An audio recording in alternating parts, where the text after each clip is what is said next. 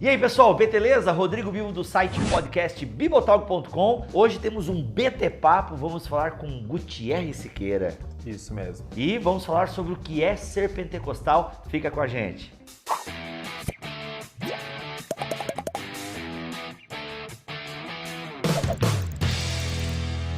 Estou aqui com o Gutierrez, que tem o site, blog, ele gosta de falar blog, ele é das antigas. O endereço é www.teologiapentecostal.blog. .blog. Olha, ficou mais fácil agora, que o Blogspot era meio caído. Mas o Gutierrez, em termos de propagação de teologia pentecostal na internet, é uma referência. Nos conhecemos virtualmente aí já tem uns 10 anos e agora aqui no Congresso Vida Nova. Pessoalmente, primeira vez. Primeira vez e tal, muito bacana. Gutierrez, o que é ser pentecostal? Por que te faço essa pergunta? A gente vê muitas críticas ao pentecostalismo. Eu já fui um crítico do pentecostalismo, mas eu tinha direito porque eu era de dentro, né? Mas quem é de fora fala muita besteira, né? O que é ser pentecostal? Por incrível que pareça, não é uma definição fácil, né? Porque o pentecostalismo, se a gente pega um corte histórico a partir da Rua Azusa, ele sempre foi muito diverso, né? Mas uma marca que meio que une todos os primeiros pentecostais é a crença no batismo no Espírito Santo como uma experiência diferente da conversão. Essa é a principal marca, né? E isso não vem até antes do próprio movimento da Rua Azusa. Vem do próprio movimento wesleyano. O termo batismo no Espírito Santo nasce entre os seguidores de Wesley, né? Do movimento da santidade, né? O John Fletcher, 1700 lá, né? No século XVIII, né? Isso. Só que os metodistas associavam o batismo do Espírito Santo à santidade plena. Isso. Os pentecostais mudaram isso para capacitação de poder para testemunhar do Evangelho, né? Então, quando eu associo o batismo no Espírito Santo a poder para evangelizar, é aí que nasce o pentecostalismo. E é isso que define um pentecostal. Ou seja, um pentecostal, então, é alguém que acredita num revestimento de poder. Correto. Que sucede a conversão. Sucede a conversão. Pode até coincidir com a conversão, mas é diferente da conversão. É igual justificação e regeneração, né? São coisas distintas, mas que acontecem simultaneamente, né? A gente separa didaticamente, digamos assim. Correto. E a gente chama isso de batismo no Espírito Santo. E muitos pentecostais têm uma outra questão distinta que diz que a evidência física inicial é o falar em línguas. Muita gente acha que ser pentecostal eu tenho que crer necessariamente na evidência inicial do falar em línguas. Não é bem assim, porque se eu coloco esse corte, nem o William Seymour, que é o grande nome do movimento pentecostal, seria pentecostal. Porque o William Seymour não aceitava a língua como evidência inicial. Ele falava em línguas, ele valorizava o dom de línguas, mas ele não entendia as línguas como evidência inicial. Às vezes eu vejo muitos pentecostais falando pentecostal de verdade é aquele que acredita na evidência inicial. Não é bem assim, tá, pessoal? Vou te interromper, Gutierrez, mas a literatura que a CPAD lança, ou pelo menos lançava até no tempo que eu fazia minha dissertação de mestrado, era praticamente consenso na literatura. Aí eu vou te explicar por quê, né? Porque a CPAD, ela publica autores da Assembleia de Deus. Isso. Tá? E, de fato, a Assembleia de Deus defende a doutrina da evidência inicial.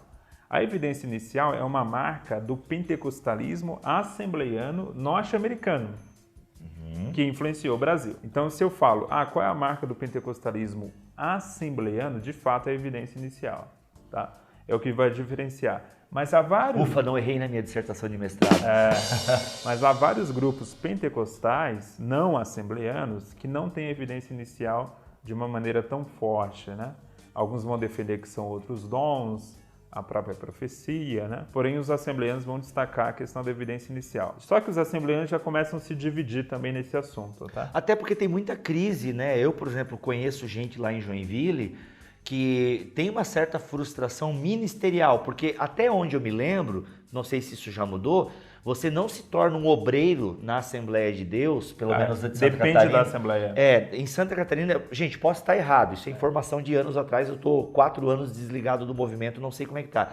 Mas você não se tornava um obreiro... Se não fosse batizado com evidência. Com evidência. Então, assim, tanto que quando eu fui para ser elevado a diácono, você é batizado no Espírito Santo, e se entende nessa pergunta você fala em línguas. Sim. Então, eu não sei se isso mudou, mas em Santa Catarina estava muito... Não, se você não fala em línguas, você não pode ser um obreiro da nossa igreja. E isso gerou muita frustração em algumas pessoas, né? Inclusive, lá no início da Assembleia de Deus nos Estados Unidos, alguns nomes famosos que iniciaram a Assembleia de Deus, eles saíram devido a isso, né? Porque a igreja, até para se distinguir de outras igrejas pentecostais, se fechou nessa questão do falar em línguas como a evidência inicial. Eu, como assembleiano, eu defendo a evidência inicial. Olha aí. Tá? Eu não estou aqui, mas em que sentido, né? Como o Robert Menzies fala, o Robert Menzies é um teólogo, talvez seja hoje o principal teólogo da Assembleia de Deus, ele fala algo bem interessante. Quando você faz uma leitura exegética de Lucas, claramente Lucas está indicando que a língua é a evidência do enchimento do Espírito. Tá?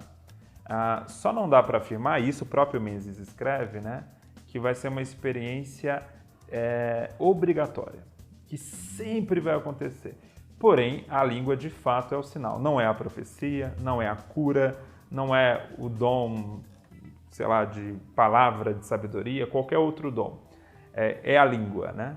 Inclusive, até autores não pentecostais, como James Dunn, reconhecem isso, né? Exegetas do século XIX, liberais alemães, quando fizeram análise de teologia bíblica de Lucas, chegaram a essa conclusão também. Não, claramente o Lucas queria indicar que havia uma evidência, né, que seria o falar em línguas. O próprio Kinner também defende essa ideia, que o falar em línguas é de fato o sinal físico do batismo no Espírito Santo e que Lucas queria passar essa ideia. Agora, só não dá para a gente afirmar que todo mundo vai experimentar isso. Aí já é uma afirmação um pouquinho mais complicada, entendeu? Eu tô ficando confuso, porque se eu digo que é a evidência física inicial... Que é o sinal. Sinal. É melhor do que a palavra evidência, porque evidência dá a ideia de obrigatoriedade, né? Entendi. Tá, então, é um sinal. Então pode alguém ser batizado no Espírito Santo e não ter esse sinal? Como é que ela vai saber que ela foi batizada no Espírito Santo? É o que você entende. Agora, qual é o fruto real do batismo no Espírito Santo? Atos 1:8. Você sabe Atos 1:8? Você sabe? Atos 1:8 é justamente, vocês vão ser cheios para sair aí pelo mundo, né? De Jerusalém até os confins da terra. E eu bato há muito tempo nessa tecla lá na igreja. O batismo no Espírito Santo ele tem que produzir em você um evangelista mais eficaz. Não é que, é claro, quem vai ser batizado vai ter o dom do evangelista. Não é isso que eu estou falando. Mas o que é batizado tem uma paixão evangelística maior do que um crente convencional. Essa é a diferença, entendeu? Então essa é a maior, digamos, evidência na vida, o maior fruto do batismo no Espírito Santo é um crente evangelizador, que tem fome por evangelização. E não é à toa que o pentecostalismo cresceu tanto. Se você pensar que o pentecostalismo nasceu basicamente numa sala com 10 alunos e um professor em Topeka, no interior do Kansas, cara, e hoje é um movimento que reúne 800 milhões de pessoas no mundo todo e vai chegar a 1 bilhão de pessoas em 2025, só pode ser algo sobrenatural. O Philip Jenks, que é um historiador famoso, anglicano, né, não pentecostal, da ala liberal da igreja anglicana, ele fala que é um movimento inexplicável. O crescimento é inexplicável, cara. Na tua opinião, qual é a contribuição do pentecostalismo para a fé evangélica? Para a fé evangélica, você tem uma contribuição prática, né, da questão da evangelização, da liturgia mais livre, né, uma liturgia que você tem um envolvimento. Porque, assim, por muito tempo se defendeu uma liturgia onde, basicamente, o centro da liturgia era o ministrante. Era o padre, por exemplo, né, ou era um ministro ali de uma igreja tradicional. Basicamente, ele que fazia as coisas, né? E a pessoa ficava no banco vendo. Dizendo amém. Dizendo amém. O único envolvimento que ela tinha era na hora de cantar o inário. O único envolvimento congregacional. No culto pentecostal, não. Alguém pode se levantar em profecia, né? Eu posso nunca ter pregado na minha vida no culto pentecostal. Mas se Deus me der uma profecia e eu levantar, todo mundo vai fazer silêncio e vai ouvir, né?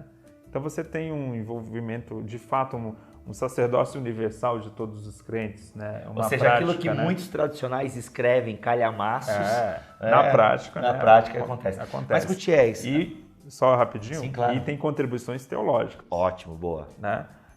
Inclusive, a gente estava falando há pouco aqui de um livro do Kinner, do Hermenêutica do Espírito. Se você ver as discussões recentes sobre teologia da narrativa na hermenêutica, é uma baita contribuição do pentecostalismo à hermenêutica cristã. Com certeza alguns estão com várias imagens horríveis na cabeça, gente que já passou pelo movimento pentecostal e teve profetada, né? Então, eu já sofri profetada também. Como é que a gente, porque isso de fato, né, o ambiente pentecostal, ele acaba gerando esquisitices. Sim. Né? Isso a gente não tem como negar. Como que a gente pode melhorar isso, Gutierrez? Porque o argumento sensacionista, né, ele está baseado mais no gente, não quero me incomodar com essas coisas. Sim. Né? A própria igreja de Corinto é uma igreja que, por ser, né, os pneumaticós, né, que até Paulo usa no sentido negativo em Coríntios. Mas como é que a gente consegue equilibrar isso? Porque muita gente foge de uma vida, né, carismática por conta dos absurdos que a gente vê. Inclusive, próprios movimentos de igrejas tradicionais, muitas aberrações. Sim. Parece que importa aquilo que a gente tem de pior, né, no movimento pentecostal. Então, como é que a gente acha, qual é o conselho que tu poderia dar para quem fica, eu até acho legal o pentecostalismo, mas eu vou nas igrejas, nossa, é uma confusão, nossa, é gente que toda hora quer profetizar e Deus falou no coração. Então, essa bagunça acaba sufocando uma verdade, né? Como é que a gente lida com isso? Que conselho a gente poderia dar? Primeiro conselho que eu dou é o seguinte, eu não deixo minha família porque tem gente louca no meio. Você não faz isso no seu trabalho porque tem um colega chato, entendeu? Um colega pentelho, vai.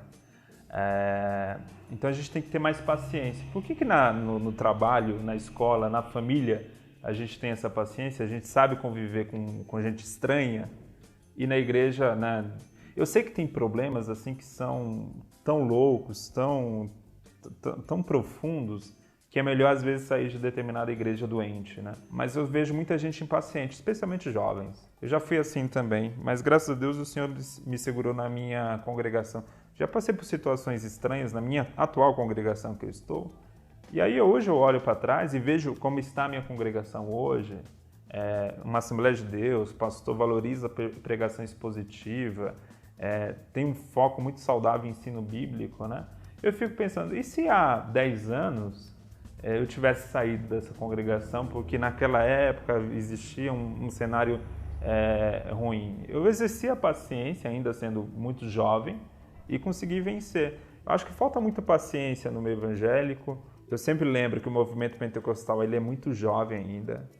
A gente fez, agora que a gente fez 100 e poucos anos. Declaração de fé do ano passado. Do ano passado. Então tem que ter paciência, pessoal. É um movimento que, além de jovem, cresceu muito rápido. Então você vai ter diversos problemas. E aí eu vejo que eu tenho que olhar para isso e dar alguma contribuição. Se todo mundo que vê um problema sai, a coisa não melhora.